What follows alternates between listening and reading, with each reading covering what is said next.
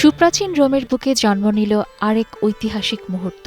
ঐতিহ্য আর আধ্যাত্মিকতার নান্দনিক আলিঙ্গনের সাক্ষী ইতালির রাজধানী।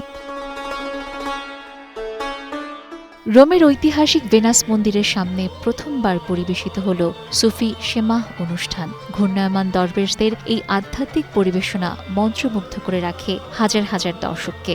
নান্দনিক সৌন্দর্য আর গভীর আধ্যাত্মিকতার আকর্ষণ যাদেরকে টেনে এনেছে বিশ্বের বিভিন্ন প্রান্ত থেকে।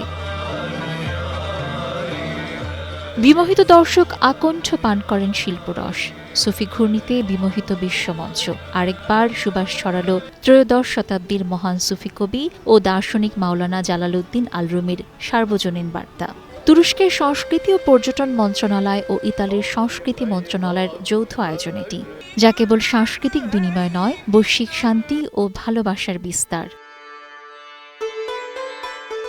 1207 সালে বর্তমান আফগানিস্তানে জন্মগ্রহণ করেন মাওলানা রুমি, যিনি পরিচিত বিশ্বজনীন দার্শনিক হিসেবে। রুমির শিক্ষা জাতি, ধর্ম বা সংস্কৃতির গণ্ডি পেরিয়ে আজও প্রাসঙ্গিক। তিনি বিশ্বাস করতেন ভালোবাসাই মহাবিশ্বের চালিকা শক্তি, যা মানুষকে প্রভুর কাছাকাছি পৌঁছায়। কেবল ভালোবাসার কথাই বলেননি রুমি, শিখিয়েছেন কিভাবে আত্মাকে পরিশুদ্ধ করা যায়, উপলব্ধি করা যায় ভেতরের ঐশ্বরিক সত্তাকে। রুমির বিখ্যাত মহাকাব্য মাসনাবি 50,000-এরও বেশি শ্লোক আছে এতে। এর শব্দে শব্দে আধ্যাত্মিকতা ও প্রেমের বন্দনা। ফার্সি, ফরাসি, তুর্কি, ইংরেজি, স্প্যানিশ সহ 26টিরও বেশি ভাষায় অনুদিত হয়েছে রুমির এসব অনবদ্য সৃষ্টি। মাওলানা রুমির মৃত্যুর পর অনুসারীরা প্রতিষ্ঠা করেন মেভলেভি তরিকা, যার অবিচ্ছেদ্য অংশ এই শেমাহ। নৃত্যসঙ্গীত ও নির্দিষ্ট নিয়মের অঙ্গভঙ্গির ভেতর দিয়ে এক গভীর আধ্যাত্মিক আচার। নাতে শরীফ নামের প্রশংসামূলক গান দিয়ে আচারের শুরু হয়। শেমাজিন বা সুফি সাধকরা অহংকার ত্যাগের প্রতীক হিসেবে গায়ের কোট খুলে ফেলেন। বৃত্তাকার মেঝে মহাবিশ্বের প্রতীক।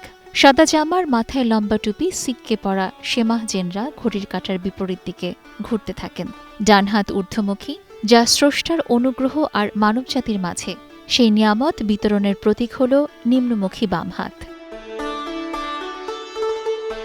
সীমা নৃত্যে শেষ হয় শান্তির অভিবাদন এবং পবিত্র কোরআন থেকে তেলাওয়াতের মধ্য দিয়ে। 2008 সালে ইউনেস্কো শেমাকে মানবতার মৌখিক ও সাংস্কৃতিক ঐতিহ্যের শ্রেষ্ঠ শিল্পকর্ম হিসেবে স্বীকৃতি দেয়। Sabina Sultana, star news.